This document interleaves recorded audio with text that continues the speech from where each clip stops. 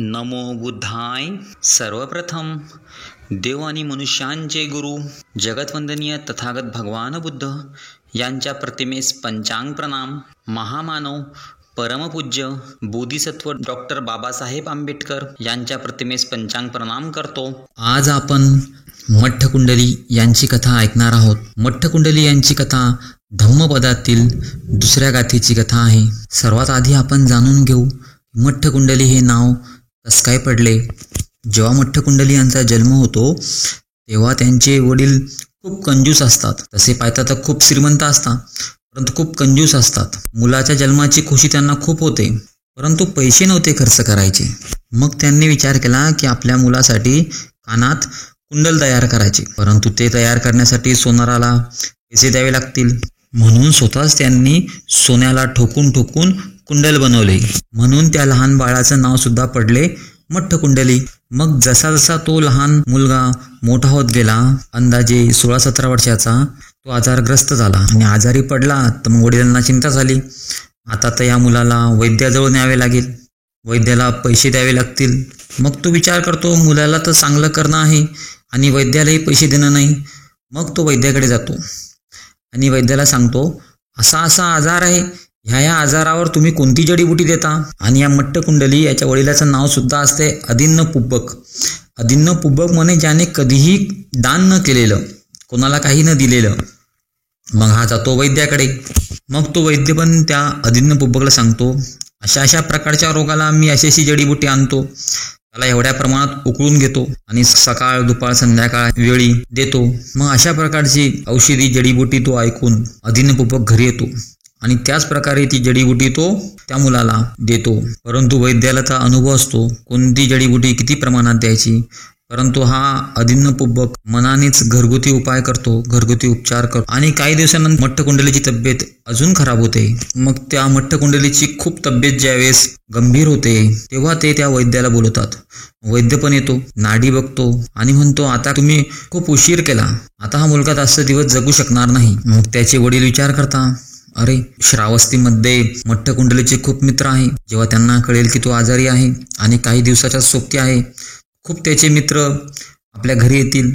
त्यांची आवभगत करावं लागेल, त्यांना चहा पाणी करावं लागेल, नाश्ता करावा लागेल, तो एक खर्च होऊन जाईल. म्हणून ते असं करतात की म्हणून या मठकुंडलीला बाहेर अंगणात एक बाजेवर टाकून देतो. म्हणजे जे त्याचे मित्र त्याला बघायला येतील त्याला भेटून बाहेरच्या बाहेरच निघून जातील. त्याच्यासाठी काही चहा पाणी नाश्ताचा काही खर्च करावा लागणार नाही. मग त्या मठकुंडलीला त्याचे वडील एका बाजीवर बाहेर अंगणात ठेवतात. भगवान बुद्ध सुद्धा श्रावस्तीमध्ये असतात आणि भगवंत सकाळी आपल्या ध्यानामध्ये करुणामय ध्यानामध्ये बघतात या श्रावस्तीमध्ये हा मठकुंडली पारमिता पूर्ण व्यक्ती आहे. त्याच्या मागील जन्माच्या खूप पुनीत पारमिता आहेत आणि जर याला धम्मदेसना मिळाली हा खूप चांगल्या अवस्थेत जाऊ शकतो. म्हणून भगवंत त्या मठकुंडलीच्या घराच्या दिशेने निघतात. आता मठकुंडली आपल्या अंगणात बाजेवर घराकडून तोंड करून झोपला आहे आणि त्याची जी पाठ आहे ती गेटकडे आहे, म्हणजे प्रवेशद्वाराकडे त्याची पाठ आहे. मग भगवान बुद्ध येतात आणि भगवान बुद्धाला सुद्धा समजते की आपण इथून गेलो त्याला समजणार नाही. म्हणून भगवान बुद्ध यांच्या शरीरातून अतिदिव्य प्रकाश निघतो, खूप तेजस्वी प्रकाश निघतो.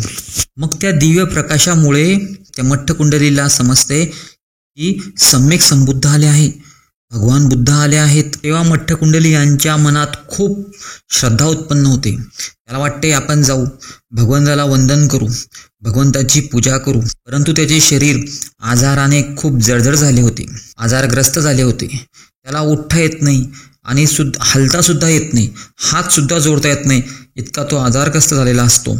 तर तो विचार करतो आपण कमीत कमी त्या बाजूने तरी होऊ, म्हणजे भगवंत आपल्याला दिसतील. परंतु तो इतका आजाराने ग्रस्त झाला होता त्याला बाजीहून किंचित मात्र सुद्धा हलता आले नाही. मग तो विचार करतो की आपण भगवंताला असंच मनातल्या मनात वंदन करू, कारण शरीर खूप थकलेलं होतं, त्याला किंचित मात्र सुद्धा हलवता येत नव्हतं.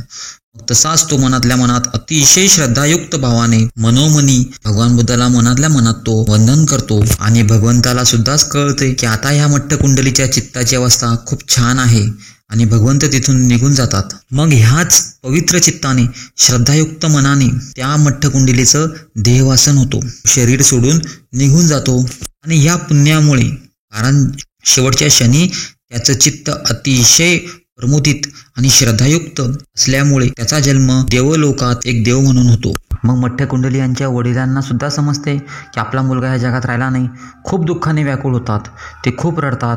अरे, तो चांगला होऊ शकत होता, आता त्याचं वय तरी काय होतं, अशा विचार करून त्याचे वडील खूप खूप रडतात. आणि मग स्मशानभूमीमध्ये मुलाची अंतिम विधी करतात. आणि त्यांचे वडील दुःखाने व्याकुळ होतात. रोज स्मशानभूमीमध्ये जाऊन रडतात त्या मुलाची आठवण करून. मग जेव्हा देवलोकात मठ्ठ कुंडली देवता म्हणून जन्म घेतात, ते विचार करतात, अरे, मी तर खूप ऐश्वर्यशाली देवता म्हणून जन्माला आलो. मी असं कोणतं पुण्य केलं की मी आज ऐश्वर्यशाली देवता म्हणून जन्माला आलो. मग ते विचार करतात, मी एकच पुण्य केलं. माझ्या त्या जीवनाच्या शेवटी मी अतिशय प्रमुदित चित्ताने, प्रसन्न चित्ताने, श्रद्धायुक्त चित्ताने भगवान बुद्धांचे स्मरण केलं, त्यांच्या गुणांचे स्मरण केलं. त्यामुळे मला आज देवता लोकात जन्म झाला. मी ऐश्वर्यशाली देवता झालो. बस एवढ्या छोट्या पुण्याने मी आज देवता झालो. मग ते बघतात माझे वडील काय करत असतील, तर ते पाहतात, अरे, मला शरीर सोडून आता 7 दिवस झाले, परंतु माझे वडील अजून पण स्मशानभूमीत जातात आणि जोरजोराने आक्रोश करतात, रडतात. दुःखामुळे ते व्याकुळ झाले आहेत. मग मठ्ठ कुंडली विचार करतात की माझ्या वडिलांना भेटून त्यांना समजून सांगावे, त्यांना सद्धम्म सांगावा. मग मठ्ठ कुंडली देवता आपल्या दिव्य रथातून आकाशातून त्या स्मशानभूमीकडे येतात, जिथे त्यांचे वडील रडत असतात. अंगावर खूप सारे आभूषणं असतात आणि देवता असल्यामुळे दिव्य प्रकाश त्यांच्या शरीरातून निघत असतो. आणि मग त्यांच्या वडिलांसमोर जातात. मग ते अदिन्नपुब्बक त्या मठ्ठ कुंडलीला म्हणतात, तुम्ही कोण आहात आणि तुम्ही इथे कशाला आले, का रडत आहात?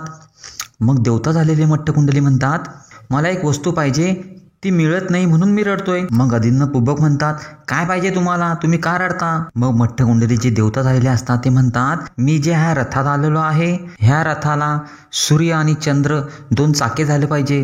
मग अदिन्नपुब्बक म्हणतो, अरे, तू का पागल आहे का? सूर्य आणि चंद्र तुझ्या रथाचे चाकं होतील. तू जीवनभर जरी रडत बसला तरी होण्यासारखी गोष्ट नाही. मग मठ्ठ कुंडली म्हणतात, खरंच नाही भेटणार का? मग अदिन्नपुब्बक म्हणता, हो ना, खरंच. असा विचार करणारा खरोखर कोणी मूर्खच राहील जो असा विचार करतो. मग मठ्ठ कुंडली म्हणतात, अरे वा, तुम्ही तर खूप समजदार आहात. तुम्ही मला मूर्ख म्हणतात, पण मी अशा व्यक्तीला ओळखतो जो व्यक्ती त्याचा मुलगा 7 दिवसाआधी जरी मेलेला असला तरी 7 दिवसानंतरही स्मशानभूमीत येतो आणि रोज रडतो, खाणे व्याकुळ होतो, आक्रोश करतो, जसं काय रडल्याने त्याचा मुलगा वापस येईल. मग अदिन्नपुब्बक सुद्धा म्हणतात, अरे, याला कसं माहीत आपण रोज येतो आणि रडतो? पण गोष्ट तर खरी आहे. तो म्हणतो, तुम्ही कोण आहात मला माहीत नाही, परंतु माझ्या मनामध्ये माझ्या पुत्रमोह खूप आहे, म्हणून मी दुःखाने व्याकुळ आहे. आणि मला समजले हे उदाहरण तुम्ही मला समजून सांगण्यासाठीच दिले, पण मी काय करू म्हणजे या दुःखातून मी बाहेर येऊ? अशा प्रकारे तो अदिन्नपुब्बक जे देवता बनलेले मठ्ठ कुंडली आहे त्यांना विचारतात, आणि तुम्ही कोण आहात, तुम्हाला माझ्याबद्दल कसं काय माहीत झालं? मग मठ्ठ कुंडली म्हणतात, मीच तुमचा तो मुलगा आहे. मेल्यानंतर, माझा देह सोडल्यानंतर मी देवलोकात उत्पन्न झालो, माझा देवलोकात जन्म झाला आणि एवढं सर्व मला ऐश्वर प्राप्त झालं. मग त्याचे वडील पण आश्चर्यचकित होतात, अरे, तू देवता झाला, पण मी तुला लहानपणापासून ओळखतो, तू असं कोणतंच पुण्य नाही केलं किंवा कधी उपवास सुद्धा नाही केलं, तू देवता म्हणून उत्पन्न होशील. मग मठ्ठ कुंडली म्हणतात, तुम्हाला नसेल माहीत की मी काय पुण्य केलं, पण माझ्या शेवटच्या क्षणी भगवान बुद्ध आपल्या द्वारापाशी आले होते. मी आजारी असल्यामुळे त्यांना वंदन सुद्धा करू नाही शकलो, परंतु मी मनातल्या मनात भगवंताच्या गुणांचे स्मरण केलं. श्रद्धायुक्त मनाने, अतिशय प्रमुदित मनाने माझा देह सुटला. भगवान बुद्धाप्रती माझ्या मनात शेवटच्या क्षणी श्रद्धा उत्पन्न झाली, त्यामुळे सर्व मला ऐश्वर प्राप्त झालं, असं मठ्ठ कुंडली आपल्या वडिलांना सांगतात. मग अदिन्नपुब्बक म्हणता मठ्ठ कुंडलीला, अरे वा, भगवान बुद्धाबद्दल थोड्या अल्प काळासाठी सुद्धा श्रद्धा उत्पन्न केली, आपण देवलोकात उत्पन्न होऊ शकतो? तर मग मठ्ठ कुंडली म्हणतात, हो, होऊ शकतो. मग मठ्ठ कुंडली म्हणतात, आता दुःखातून बाहेर या आणि भगवान बुद्धाला आपल्या घरी जेवणाचं आमंत्रण द्या. मग अदिन्नपुब्बक सुद्धा आपल्या मुलाकडून असा उपदेश ऐकतो आणि भगवान बुद्धाकडे जातो, भगवान बुद्धाला वंदन करतो आणि भगवंताला आपल्या घरी भोजनाचं आमंत्रण देतो. मग लोकांना सुद्धा समजते की अदिन्नपुब्बक यांनी भगवान बुद्ध आणि भिक्खू संघाला घरी भोजनाचं आमंत्रण दिलं. तर लोकांना वाटते, अरे, हा इतका कंजूस माणूस, हाने कधी कोणाला जेवण दिलं नाही, अन्न दिलं नाही, कधी दान दिलं नाही, आणि आज भगवंताला घरी भोजनाला बोलवलं आहे, भिक्खू संघाला बोलवत आहे. तर सर्व लोक सुद्धा त्याची मजा बघायला घराभोवती गोळा होतात की हा भगवंताला काय जेवण देईल, अशी मजा बघायला लोक सुद्धा ते जमा होतात. मग भगवंत आपल्या भिक्खू संघासह अदिन्नपूर्वक यांच्या घरी येतात. अदिन्नपूर्वक सुद्धा त्यांचा सन्मान करतो, त्यांना उच्च स्थानावर भगवंताला बसवतो, भगवंताला भोजनदान देतो, भिक्खू संघाला भोजनदान देतो. मग अदिन्नपूर्वक भगवंतासमोर हात जोडून म्हणतो, भगवंता, स्मशानभूमीत माझा मुलगा मला देवरूपात भेटला होता आणि त्याला स्वर्ग यासाठी प्राप्त झाला, थोड्या काळासाठी का होईना त्याने तुमचंही स्मरण केलं, तुमच्या गुणांचंही स्मरण केलं, त्याला स्वर्ग भेटला, हे खरं आहे का? भगवंत सुद्धा म्हणतात, हो खरं आहे. मग जेव्हा भगवंत खरं म्हणतात तिथे जमलेल्या खूप लोकांच्या मनात शंका उत्पन्न होते, काय खरं असेल? कारण हा जो अदिन्नपूर्वक आहे हा तर खूप कंजूस व्यक्ती आहे, याने कधी कोणाला दान दिलं नाही, आतापर्यंत तर रोज स्मशानभूमीत जाऊन मुलाच्या मृत्यूसाठी रडत होता आणि आज म्हणतो माझा मुलगा देवलोकात उत्पन्न झाला, स्वर्गात उत्पन्न झाला, हे खरं असेल का? असे खूप लोक मनातल्या मनात विचार करतात तिथे आणि चर्चासुद्धा करतात. लोकांच्या मनातल्या भावना भगवंताला कळतात की इथे खूप लोक आहे जे श्रद्धाळू नाही आहे, त्यांची धम्मावर श्रद्धा नाही आहे. मग भगवान बुद्ध मठ्ठकुंडलीला आपल्या समोर बोलवतात. मग मठ्ठकुंडली सुद्धा देवता स्वरूपात तिथे प्रकट होतात आणि सर्व लोकांना दिसतात आणि मग सर्व गर्दीमध्ये चर्चा होते, सर्व लोकांमध्ये चर्चा होते, अरे हो हाच मठ्ठकुंडली आहे, बघा ना भगवंताचं शेवटच्या क्षणी त्याने स्मरण केलं आणि आज तो देवलोकात उत्पन्न झाला आहे. मग भगवंत मठ्ठकुंडलीला म्हणतात, हे मठ्ठकुंडली, तुझा जन्म कुठे झाला आहे? तो सांगतो की मी देवलोकात उत्पन्न झालो आहे. मग भगवंत म्हणतात, तुला देवलोकात जन्म काय मिळाला? मग मठ्ठकुंडली सर्व सभेसमोर सर्व लोकांसमोर म्हणतो, भगवंता, मी तुमच्या प्रती शेवटच्या क्षणी जी श्रद्धा उत्पन्न मनात केली, जे प्रमोदित चित्ताने माझा देह सुटला, त्या पुण्य प्रभावाने, त्या पुण्य बलाने माझा जन्म देवलोकात झाला आणि हे सर्व ऐश्वर्य मला मिळाले. मग लोकांना सुद्धा कळते की थोड्या काळासाठी सम्यक संबुद्धाविषयी चित्तामध्ये जी श्रद्धा उत्पन्न झाली, जे प्रमोदित चित्त झालं, त्यामुळे देह सुटला, तर तो मठ्ठकुंडली देवता म्हणून त्याने जन्म घेतला. मग भगवान बुद्ध त्यांना धम्मदेसना देतात. मग त्या धम्मदेसनेमुळे मठ्ठकुंडली आणि अदिन्नपूर्वक हे दोघंही श्रोतापन्न होतात आणि तिथे उपस्थित 84,000 लोक धर्माचे मार्गी बनतात, धार्मिक बनतात. मग ही गाथा खूप लोकांसाठी लाभदायक ठरते आणि त्या गाथेचा अर्थ आहे, मन सर्व गोष्टींचं प्रमुख आहे, मनातूनच कोणतीही गोष्ट उत्पन्न होते. चांगल्या मनाने केलेली कृती, चांगल्या मनाने केलेले विचार, त्याचं फळ, त्याचं जे सुख आहे ते असं मिळते. भगवंत म्हणतात, जशी आपली सावली कधी साथ नाही सोडत, त्याप्रमाणे सुख आपलं कधीही साथ नाही सोडत. मग ही गाथा खूप लोकांसाठी लाभदायक ठरते. ही गाथा ऐकून खूप लोकांचं कल्याण मंगल होते. आपण आता पुण्य अनुमोदन करू. श्रद्धावान उपासक, उपासिका किंवा श्रोतागण ही कथा ऐकत असेल, त्यांचं भगवान बुद्धाच्या प्रतापानं सर्वांचं मंगल हो, सर्वांचं कल्याण हो, सर्वांच्या कुशल इच्छा पौर्णिमेच्या चंद्राप्रमाणे पूर्ण हो. भगवंताविषयी सर्वांच्या मनात श्रद्धा उत्पन्न होऊन निर्वाणाच्या मार्गाकडे वळू. सर्वांचं कल्याण हो, सर्वांचं मंगल हो. साधू साधू साधू. नमो बुद्धाय.